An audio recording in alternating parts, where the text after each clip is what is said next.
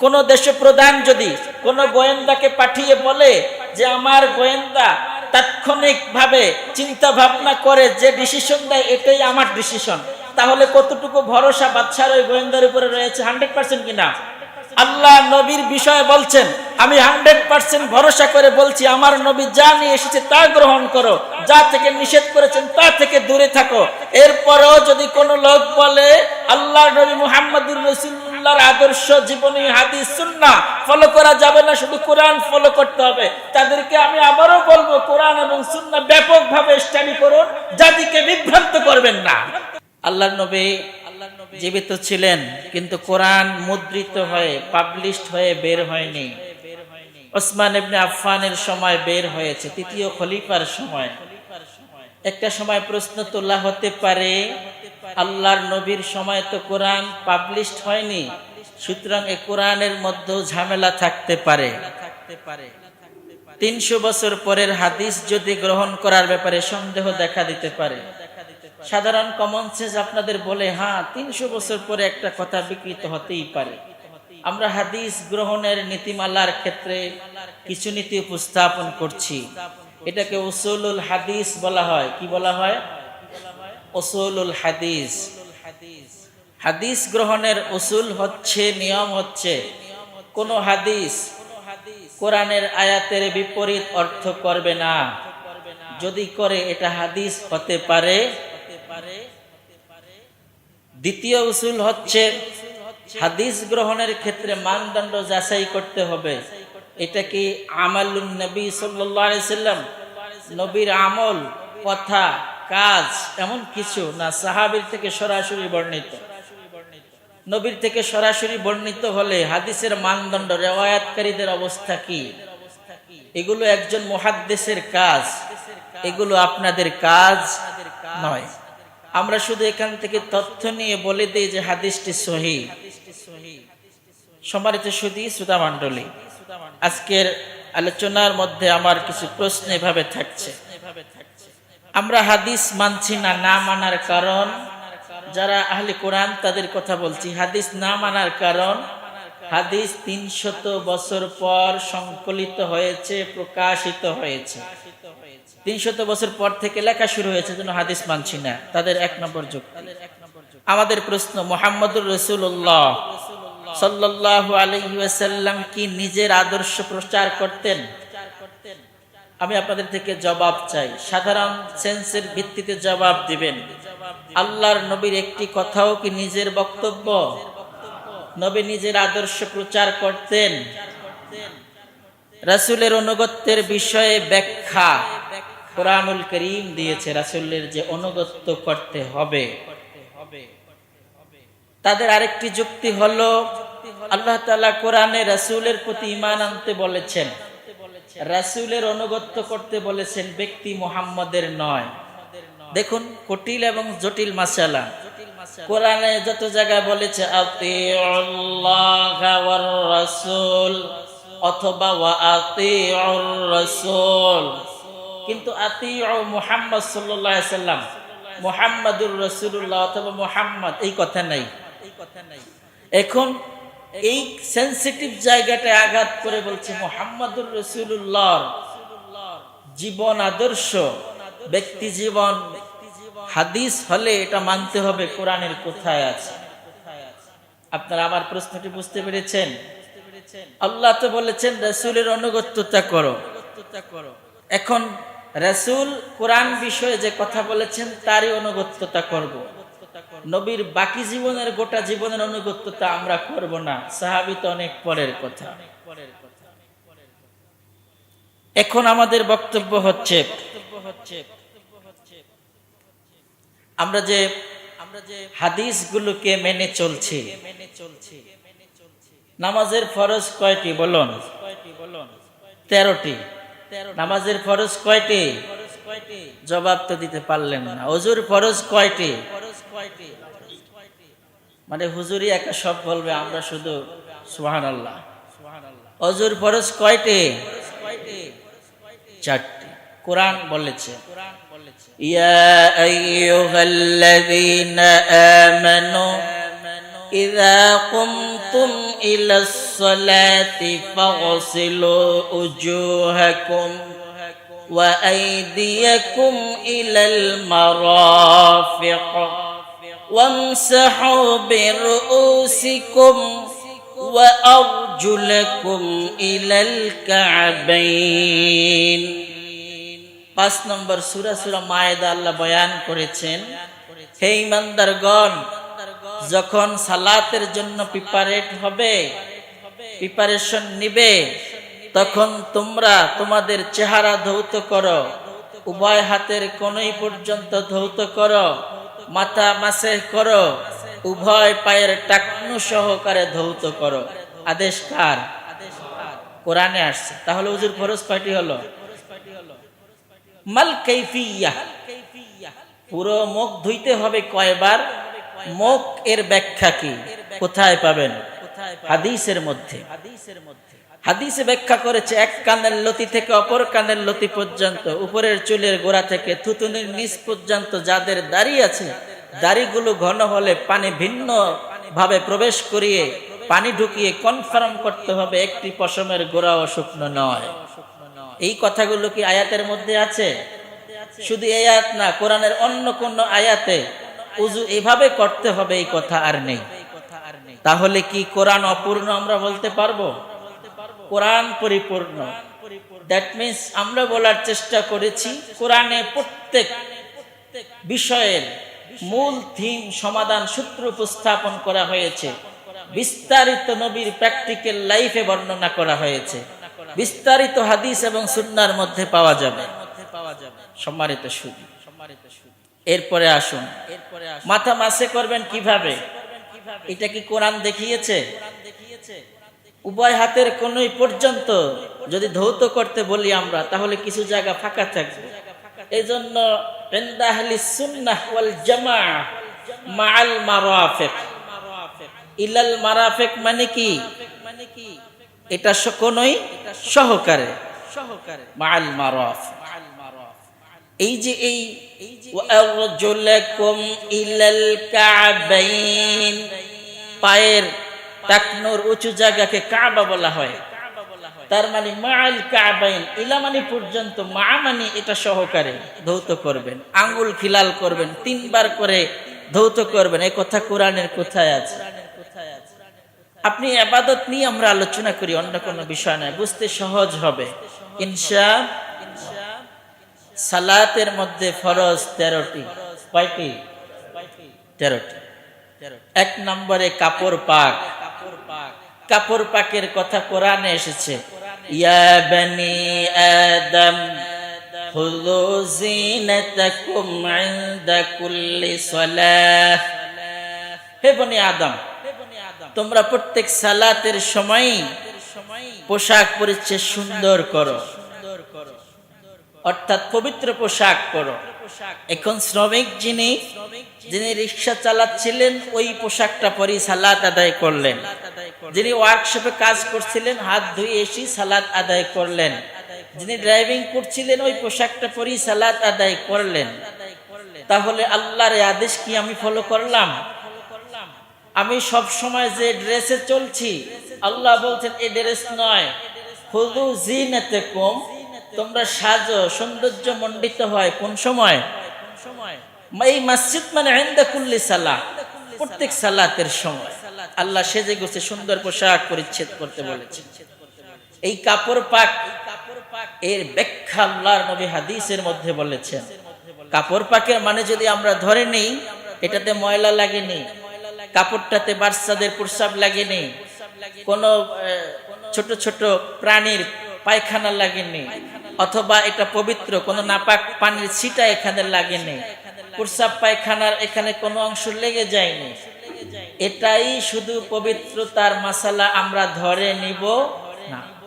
কি ধরে নিব? কাপড় পাক মানে হচ্ছে এই কাপড়টি হালাল উপার্জনে কিনা। আগে সেটা দেখুন। কাপড়টি ফাইল সিগনেচার করানোর জন্য কেউ আপনাকে কিনে গিফট করেছে কিনা? ফাইল সিগনেচার বুঝেন তো?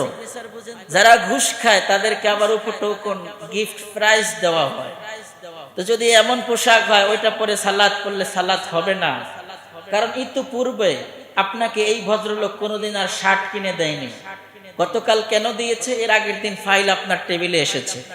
সুতরাং ওই পোশাক পরে, চাই সেটা টুপি হোক, সেটা পোশাক হোক, সেটা লঙ্গি হোক, এটা পাক না। পাকের মর্মার্থ আমাদের বুঝতে হবে।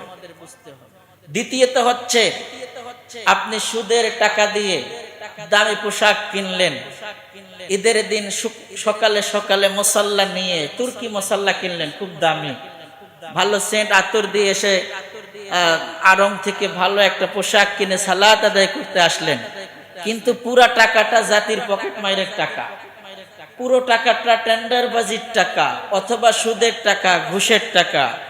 আল্লাহর নবীর বক্তব্য অনুযায়ী আজকের দিনের ঈদের সালাত নয়, আগামী 40 দিন পর্যন্ত আপনার কোনো ইবাদত কবুল হবে না। আপনি যদি একটা চাল পরিমাণ দানা মুখে প্রবেশ করান যেটা হালাল নয়, এ ভাইরা এক কাপ চা দে। ভাই আপনি তো চিনেন, আমার দেশি লোক, আমার বাড়ি আপনার বাড়ি একই ডিস্ট্রিক্টে, নাম বললাম না, কমন পড়ে যেতে পারে।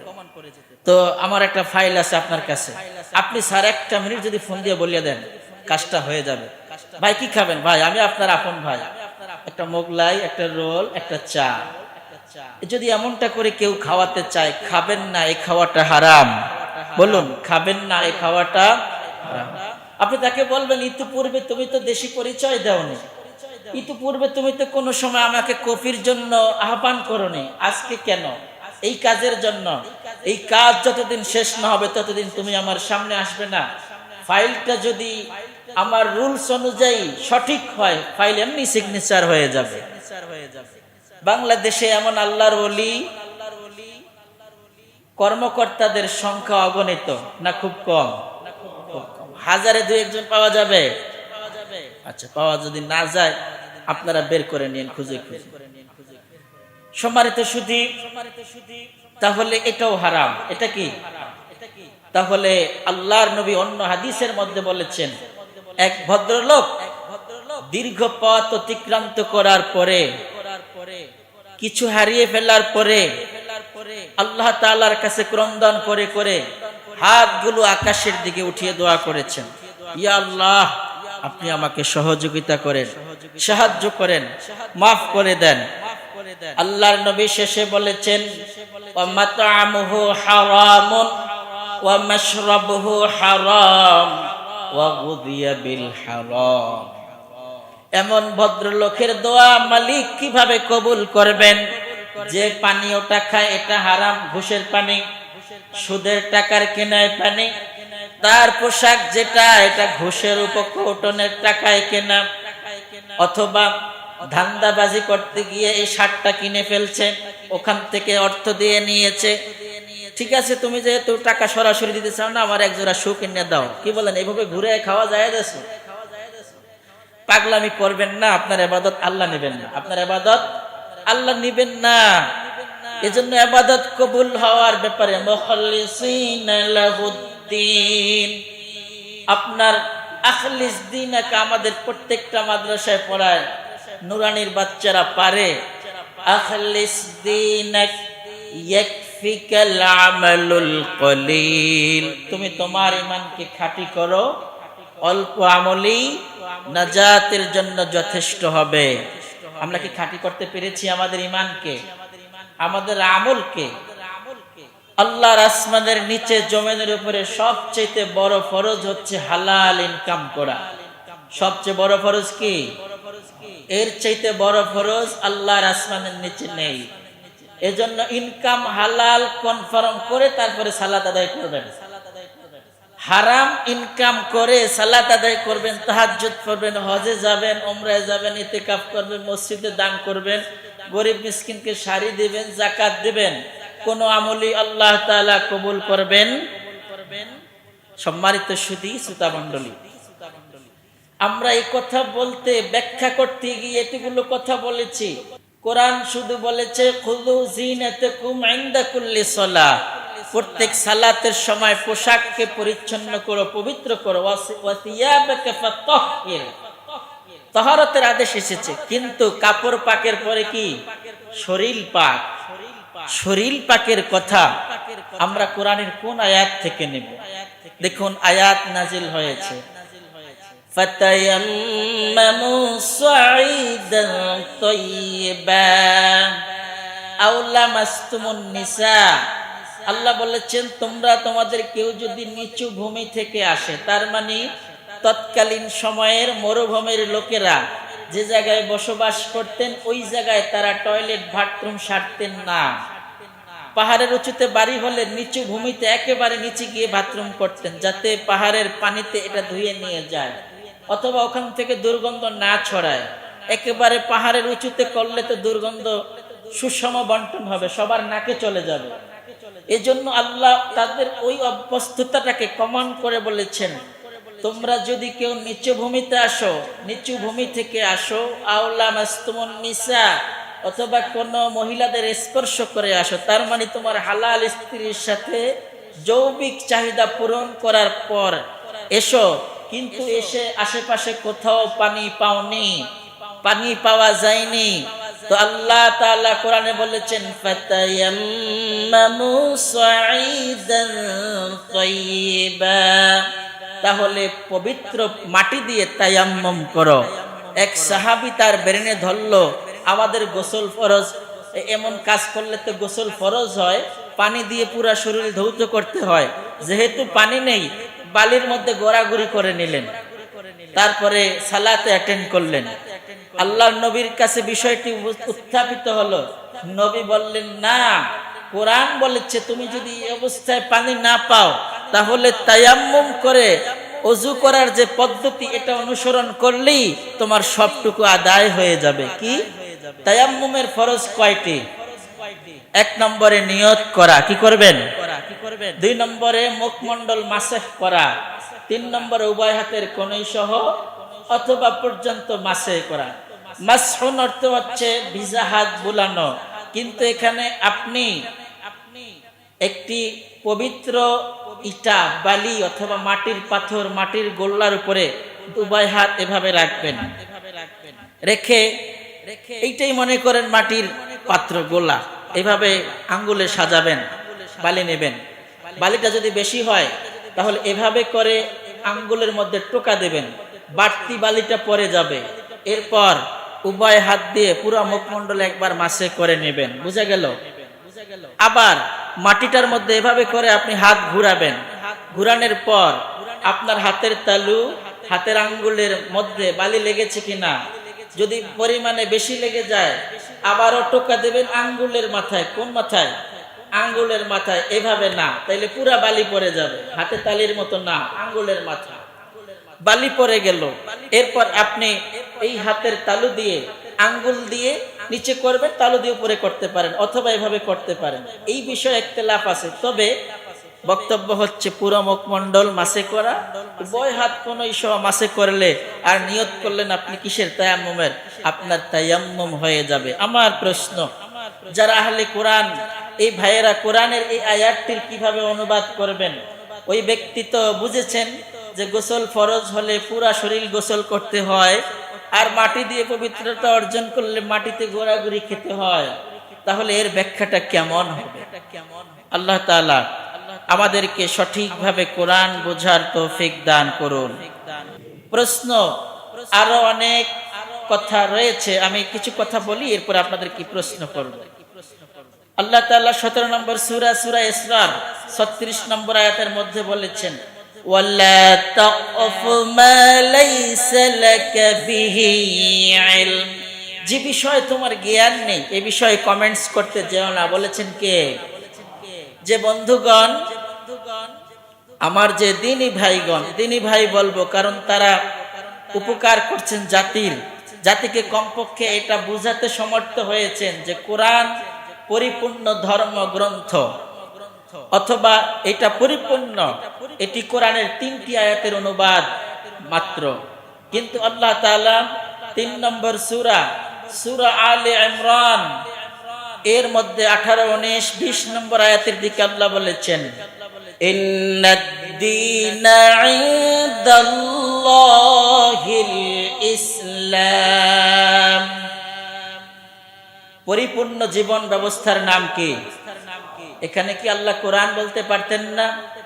ইন্নাল কুরআনা ইনদাল্লাহ বলতে পারতেন তো আল্লাহ? আল্লাহ এটা বলেন নাই।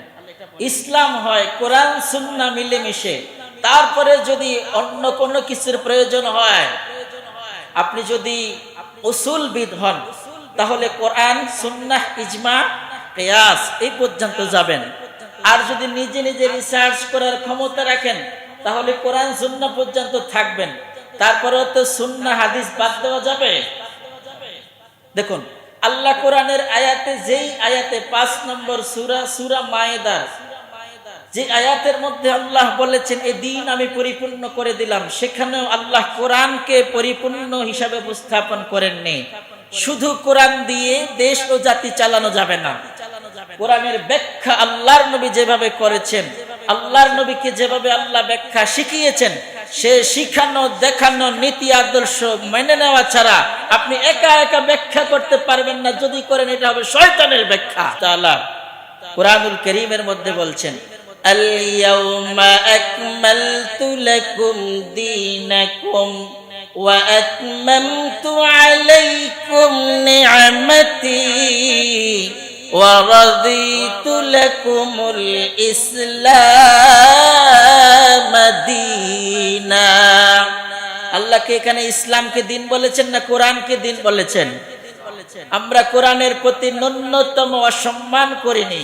আমরা আল্লাহ যা বলেছেন সেই আয়াতের অনুবাদই করছি। আপনাকে বুঝতে হবে, যারা শুধু কোরআন কোরআন বলে হাদিসকে বাদ দিতে চায় ওরা ষড়যন্ত্রকারী। আর যদি ওরা কোরআন কোরআন বলতে চায় তাহলে কোরআনের মধ্যে আল্লাহ বলেছেন যে ব্যক্তি কোরআন দিয়ে রাষ্ট্র চালাবে না ওই ব্যক্তি কাফের। এই ধান্দাবাজগুলো এই কথা বক্তব্যে একদিনও বলে না। যারা কোরআন দিয়ে দেশ চালায় না তারা কাফের, তারা জালেম, তারা মুনাফিক। আল্লাহ কোরআনে বারবার বলেছেন। কই আহলে কোরআনের ভাইয়েরা, তোমরা তো বুক উঁচু করে এই কথা একবারও বলতে পারোনি। আল্লাহ কোরআনে বলেছেন, ওয়া মাইয়াবতাগি গায়রাল ইসলাম দীনা। ওখানেও দিন বলেছেন। আল ইয়াউমা আকমালতুর মধ্যে আল্লাহ দিন বলেছেন, ওয়া রাদিতু লাকুমুল ইসলাম দীনা। দিন মানে জীবন বিধান। একা বালিশ দিয়ে ঘুমানো যায় না, নিচে বেডশিট থাকার লাগে, নরম কিছু থাকা লাগে, তাহলে এটা পিঠের আরাম হয়, মাথারও আরাম হয়। কোরআনটাকে মাথা ধরলে হাদিস আর সুন্নাহকে গোটা বডি ধরতে হবে। একা মাথা দিয়ে মানুষ হয় না, একা বডি দিয়েও মানুষ হয় না। এজন্য আপনাদেরকে দলে দলে বিভক্ত করতে একদল লোক ফ্রি বই বিতরণ করছে। এই সেনসিটিভ জায়গায় আমি কেন কথা বলছি? আমি নেটের জগতে বেশি করে দেখছি যে এই দেশে বিভ্রান্ত কারা করছে জাতিকে। আপনাকে বলবে কোরআনে আসছে, আপনি তো মাথা পেতে নেবেন, আল্লাহ কোরআনের মধ্যে আসছে, এই কথা তো সত্য। কিন্তু ফাঁকে দিয়ে যে আপনাকে বিভ্রান্ত করে অন্যদিকে হাঁটাচ্ছে। গুলিস্তান নেওয়ার কথা বলে আপনাকে যে উত্তরা বাসাবো নিয়ে যাচ্ছে, আপনি জানেন না, টের পান নাই। আপনি এত বোকা, আপনি বাসে উঠছেন মোহনা বাসে, এটা কি সদরঘাট যাবে? কোনোদিনও যাবে না। আপনি উঠে বসে আছেন, সে ভাড়া দিল, আপনি খুব খুশি। এমন খুশি হওয়া ভালো নয়। আল্লাহ বুঝার আমল করার তৌফিক দান করুন। এবার আরেকটি আয়াত বললে আপনাদের আরো ক্লিয়ার হবেন। 75 নম্বর সূরা আল কিয়ামাহ এর মধ্যে আল্লাহ বলেছেন, লা তুহাররিক বিহি লিসানাক লা তুহাররিক বিহি লিসানাকা লিতা'জালা বিহি ইন্না আলাইনা জামআহু ওয়া কুরআনাহ। আল্লাহ এখানে বলেছেন, নবী হে, আপনি কোরআন মুখস্থ করার জন্য নাজিল হওয়ার পরে বেশি বেশি জিহ্বা আওড়াবেন না, বারবার তেলাওয়াত করে বেহুশ হয়ে যাবেন না, আপনি পেরেশানি ভোগ করবেন না। আপনার অন্তঃকরণে এই কোরআন সেভ করে আমি আল্লাহ অটো সেভ দিয়ে দেব। সেভ দিবেন কে? আমি আল্লাহ আপনার অন্তঃকরণে কোরআনটা অটো সেভ করে দিব। আপনি পরে আবার নিজে নিজে পড়তে পারবেন, ভুলে যাবেন না। শুধু কোরআন সেভ দেওয়ার কথাই আল্লাহ বলেন। আল্লাহ সামনে বলেছেন, وَإِذَا قَرَأْنَاهُ فَاتَّبِعْ قُرْآنَهُ। যখন কোরআন নাজিল হয় তখন কোরআন জিবরাইল আমিন কি বলছে এদিকে ফলো করুন, কোরআনের অনুগত্যতা করুন, অনুসরণ করুন। সুম্মা ইন্না আলাইনা বায়ানা। শুধু কোরআন মুখস্থ করার হেফজ শক্তি আপনাকে দেব না, এই কোরআনের এই আয়াতটির ব্যাখ্যা, বিশ্লেষণ, নাজিলের প্রেক্ষাপট সব আমি আপনাকে বলে দেব। বলেছেন কে? তাহলে নবীর ব্যাখ্যা তুমি যদি না মানো, না জানো, তুমি কার ব্যাখ্যা নেবে? ইবলিসের ব্যাখ্যা? নবীর কোরআনের ব্যাখ্যা কোথায় পাওয়া যাবে? হাদিসে কোথায়? কোরআনের কোন আয়াতের পাশে লেখা নেই নবী আয়াতের এই কথা বলেছেন, ব্যাখ্যা করেছেন। তাহলে কোরআন অনেক বড় হয়ে যাবে। এই জন্য কোরআনের আয়াত ৬০০০ সামথিং রেখে কোরআনকে কোরআনের নির্দিষ্ট ভলিউমে রাখা হয়েছে। এর ব্যাখ্যা হাদিস এবং সুন্নাহর মধ্যে স্পষ্ট উপস্থাপন করা হয়েছে।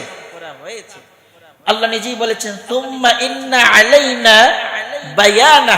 আরবিতে বায়ানুন মানে ব্যাখ্যা, তাউইল, বিশ্লেষণ। তাহলে আরেকটি আয়াতের যদি আমরা অনুবাদ জানি আরো সুন্দর হবে, বুঝতে সহজ হবে। 25 নম্বর সূরা, সূরা ফুরকান, আয়াত নম্বর 33। আল্লাহ সেখানে বলছেন ওয়ালা ইয়াতুনাকা বিমাসালিন ইল্লা জিনাকা বিল হাক্কি ওয়া আহসানা তাফসীরা। আল্লাহ সেখানে বলেছেন ওয়ালা ইয়াতুনাকা, এই কাফের উদ্দেশ্য হচ্ছে মুহাম্মদুর রাসূলুল্লাহ। বেমাসালিন ইল্লা জিনাকা ওয়ালা ইয়াতুনাকা বেমাসালিন, এই কাফ আর বেমাসালিনের উদ্দেশ্য আল্লাহ তাআলা করেছেন আপনার কাছে। কাফের, মুশরিক, মুনাফিকদের যত অবান্তর প্রশ্ন আসবে তাৎক্ষণিকভাবে ইল্লা জিনাকা, এই কাফের মার্জা আল্লাহর নবী। আগের কাফের মার্জা বেমাসালিন সহকারে কাফের মুশরিকদের আল্লাহ উদ্দেশ্য করেছেন আপনার কাছে। কাফের মুশরিকদের যত তথ্য আসবে ইল্লা জিনাকা, আমি আপনাকে তাৎক্ষণিকভাবে আয়াতের ব্যাখ্যা, বিশ্লেষণ, শানে-নজুল সব আমি আপনাকে বুঝিয়ে দেব। বিল হাক্কে, সত্য সহকারে। ও আহসানা তাফসীরা, আহসান শব্দটি ইসমে তাফজিলের সিগা। আমি আপনাকে উত্তম তাফসীর শিখিয়ে দেব। আল্লাহর নবীর উত্তম তাফসীর যারা মেনে নিতে চায় না এরা মুমিন হতে পারে না। আল্লাহর নবীর উত্তম তাফসীর যারা মেনে নিতে চায় না, বুঝতে চায় না, তারা মুমিন হতে পারে না। দেখুন আমরা আরো কথা বলছি আল্লাহর নবীকে মানার বিষয়ে কোরআন আমাদের যা বলছে। আমি নির্দিষ্ট সময়ের আরো 5 মিনিট বেশি আলোচনা করতে চাই। আলোচনা গুছাতে গিয়ে আপনাদের সমস্যা হবে। 53 নম্বর সূরা, সূরা নাজম 3 নম্বর আয়াতের মধ্যে আল্লাহ বলেছেন ওয়া মা ইয়ানতিকু আনিল হাওয়া ইন হুয়া ইল্লা ওয়াহয়ুহা। আমার মুহাম্মদুর রাসূলুল্লাহ নিজের মন গড়া কোনো কথা বলেন না। তাকে কোনো কথা মেসেজ করা হলে তিনি তাই বলেন। যেটা ওহী নাজিল হয়েছে কোরআন, সেটা বলেন এটা কোরআন। আর যেটা ব্যাখ্যা সেটা বলেন যে এটা আহসানা তাফসীরা তাউইলা, এটা ব্যাখ্যা। তবে নবীর গোটা জীবনেও একটি কথা, একটি বক্তব্য নবীর ব্যক্তিগত মত অনুযায়ী বলেননি। কোরআনের এই আয়াত 53 নম্বর সূরা, সূরা নাজমের 3 নম্বর আয়াত আমাদের পরিষ্কার করেছে নবীর নতকুন বলা হয় জবান থেকে নির্গত যে কোনো একটি কথা, নবীর জীবনের নবুয়তের পরবর্তী সময়ের যে কোনো একটি কথা নবীর মন গড়া বলেননি। যা কোরআনে এসেছে, যা নবীর থেকে সরাসরি সত্যিভাবে হাদিসে উপস্থাপন করা হয়েছে, তা নবীর একা নয়, আল্লাহর কথা। কার কথা? এবার 4 নম্বর সূরা, সূরা নিসা 64 নম্বর আয়াত আল্লাহ বলছেন ওয়া মা আরসালনা মির রাসূলিন ইল্লা লিইউতা বিইযনিল্লাহ। এই প্রত্যেকটি আয়াত পরিষ্কার করছে যে কোন নবী রাসূলের ব্যক্তিগত কোনো কথা তারা বলেননি, ক্ষমতা প্রয়োগ করেননি। প্রত্যেক নবী রাসূল আল্লাহর দেওয়া কথাগুলো প্রচার করেছেন। আপনি আল্লাহ তাআলার কোরআনের সরাসরি মর্মার্থ বুঝবেন না, এজন্য আল্লাহ প্রত্যেক যুগে যুগে, প্রত্যেক অন্ধকারাচ্ছন্ন সময়ে আল্লাহর পক্ষ থেকে একজন নবী প্রেরণ করেছেন। আদম আলাইহিস সালাতু ওয়াস সালামকে আল্লাহ যখন জান্নাত থেকে বের করে দেন, তিনি খুব মন খারাপ করছিলেন। এর আগে আল্লাহ তাআলা তাকে ক্ষমা করে দিলেন।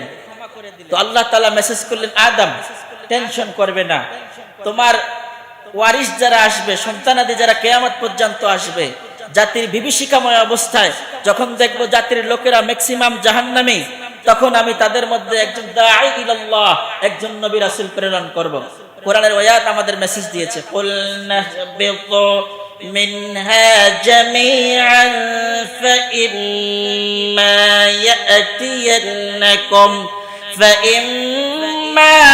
يأتينكم مني هدى فمن تبع هداي فلا خوف عليهم ولا هم يحزنون। আয়াতের মধ্যে এর ভাবার্থ বলছি, তাড়াতাড়ি বলছি, সময় স্বল্প। আয়াতের মর্মার্থ হচ্ছে, এমন নবী হে আদম, আদম শুধু নবী রাসূল নন, আদম আলাইহিস সালাতু ওয়াস সালামকে নবী ইজরাঈল বলা হয়।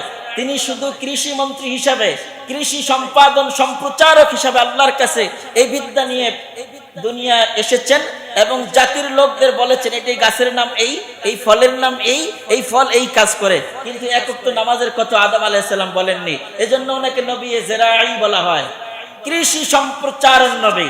আর কৃষির ব্যাপারে নাকি আমাদের কোনো অবদান নেই, সব পশ্চিমাদের অবদান। অবস্থা দেখছেন কত বড় হারামি ওরা। সম্মানিত শুধু এ বিষয়ে আমরা অন্য সময় কথা বলবো। আল্লাহ বলেছেন যখন জাতির লোকেরা বিভ্রান্ত হবে তখন ফাইম্মা ইয়াতিয়ান্নাকুম মিন্নি হুদা, হেদায়েতের জন্য আমি একজন নবী পাঠাবো। জাতির লোকেরা তাকে যদি মানে, ফামান তাবিআ হুদায়া ফালা খাউফুন আলাইহিম ওয়ালা হুম ইয়াহজানুন, তারা যদি তার অনুসরণ করে তার কোনো ভয় নেই, রেখে যাওয়ার দুনিয়ার বিষয় নিয়ে কোনো চিন্তা নেই। সম্মানিত শুধু 33 নম্বর সূরা সূরা আহজাব 21 নম্বর আয়াতের মধ্যে আল্লাহ বলেছেন, লাকাদ কানা লাকুম ফি রাসূলিল্লাহি উসওয়াতুন হাসানাতুল লিমান কান, যে ব্যক্তি আল্লাহর কাছে আদালতে আখিরাতে আল্লাহর সাথে সাক্ষাৎ করতে চায়, জান্নাত পেতে চায়, সে যেন নবীর জীবন আদর্শ ফলো করে। জীবনী কাকে বলে? জন্ম থেকে মৃত্যু পর্যন্ত কিনা? জীবনী কাকে বলে? একটি লোকের গোটা লাইফ কিনা? আল্লাহ বলেছেন নবীর জীবন আদর্শ ফলো করো, এর মধ্যে উত্তম আদর্শ রয়েছে। বলেছেন কে? যারা বলছে নবীর জীবন আদর্শ কোরআন নয়, তারা মূর্খ এবং জ্ঞান পাপী। কোরআনের 33 নম্বর আয়াত সূরা আহজাব 21 নম্বর আয়াত তা বলেছে। 3 নম্বর সূরা সূরা আলে ইমরান 32 নম্বর আয়াতে বলে আল্লাহ বলেছেন, কুল আতিউল্লাহা ওয়ার রাসূল, আল্লাহ এবং আল্লাহর রাসূলের অনুগত্য করো। 8 নম্বর সূরা সূরা আনফাল 20 নম্বর আয়াত আল্লাহ বলেছে, ইয়া আইয়ুহাল্লাযীনা আমানু আতিউল্লাহা ওয়া রাসূলাহ, আল্লাহ এবং আল্লাহর রাসূলের কথা এখানে বলেছেন। এরপরে 59 নম্বর সূরা সূরা হাশর আয়াত নম্বর 7 আল্লাহ সেখানে বলেছেন, ওয়া মা আতাকুমুর রাসূলু ফাখুযুহু, নবী যা নিয়ে এসেছেন তা তোমরা গ্রহণ করো। ওয়া মা নাহাকুম আনহু ফান্তাহু, যদি নবী যা থেকে নিষেধ করেছেন তা থেকে তোমরা দূরে থাকো।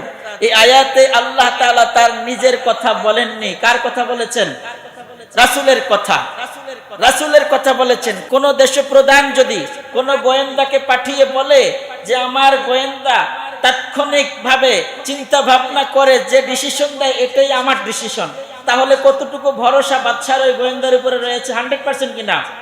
আল্লাহ নবীর বিষয়ে বলছেন, আমি 100% ভরসা করে বলছি আমার নবী যা নিয়ে এসেছে তা গ্রহণ করো, যা থেকে নিষেধ করেছেন তা থেকে দূরে থাকো। এরপরও যদি কোনো লোক বলে আল্লাহ নবী মুহাম্মদুর রাসূলুল্লাহর আদর্শ জীবনী হাদিস সুন্নাহ ফলো করা যাবে না, শুধু কোরআন ফলো করতে হবে, তাদেরকে আমি আবারও বলবো কোরআন এবং সুন্নাহ ব্যাপকভাবে স্টাডি করুন, জাতিকে বিভ্রান্ত করবেন না। 16 নম্বর সূরা সূরা নাহলের 44 নম্বর আয়াত আল্লাহ বলেছেন, ওয়া আনজালনা ইলাইকা যিকরা, এই যিকরুন মানে কোরআন, আমি কোরআন অবতীর্ণ করেছি আপনার কাছে, লিতুবাইয়িনা মা নুজিলা ইলাইহিম, যাতে করে আপনি বর্ণনা করতে পারেন। কোরআনের বর্ণনা, কোরআনের তাফসীর ব্যাখ্যা, কোরআনের ব্যাখ্যা বিশ্লেষণ করবেন কে? আল্লাহর নবী না আমরা? আল্লাহর নবী যে ব্যাখ্যা বিশ্লেষণ করেছে তার বাইরে কোনো বক্তব্য আমাদের থাকতে পারে? আল্লাহ তাআলা আমাদেরকে আল্লাহর নবীর সুন্নাহ হাদিস এবং কোরআন অনুযায়ী বাকি জীবন বাস্তব জীবন চলার তৌফিক দান করুন। আমরা দোয়া করছি তাদের জন্য যারা শুধু আহলে কোরআন নামে জাতিকে ধোঁকা দিতে চায়, যারা এভাবে জাতিকে বিভ্রান্ত করতে চায়, আল্লাহ তাদেরকে হেদায়েত দান করুন এবং সঠিক বুঝার তৌফিক দান করুন। হাযা মা ইনদি ওয়াল ইলমু ইনদাল্লাহ আলাইহি তাওয়াক্কালতু ওয়া ইলাইহি উনীব। আসসালামু আলাইকুম ওয়া রাহমাতুল্লাহি ওয়া বারাকাতুহু।